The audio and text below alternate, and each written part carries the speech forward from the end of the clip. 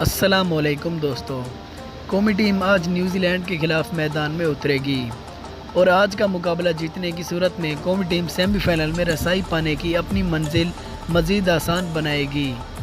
تاہم آج شکست کی صورت میں پاکستانی ٹیم میگا ایونٹ سے باہر نہیں ہوگی۔ جی ہاں دوستو، قومی ٹیم اس وقت پوائنٹس ٹیبل پر 5 پوائنٹس کے ساتھ 7ویں نمبر پر موجود ہے، اور اگر وہ اپنے اگلے 3 میچز جیتنے میں کامیاب ہو گئی تو اس کے پوائنٹس ٹیبل کی تعداد 11 ہو جائے گی۔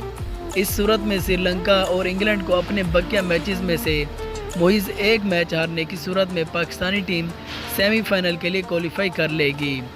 گزشتہ روز انگلینڈ کو دفاعی چیمپئن آسٹریلیا کے ہاتھوں شکست کے بعد قومی ٹیم کی مشکلات مزید کم ہوئی ہیں، اور اگر قومی ٹیم آج نیوزی لینڈ کے ہاتھوں شکست سے دوچار بھی ہو گئی تو قومی ٹیم ورلڈ کپ کی دوڑ سے باہر نہیں ہوگی۔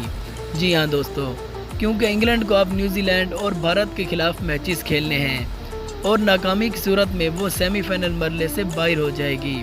تو اگر قومی ٹیم بنگلہ دیش اور افغانستان کو اگلے 2 میچوں میں شکست دینے میں کامیاب ہو گئی تو پاکستانی ٹیم ورلڈ کپ 2019 کے لیے کوالیفائی کر لے گی۔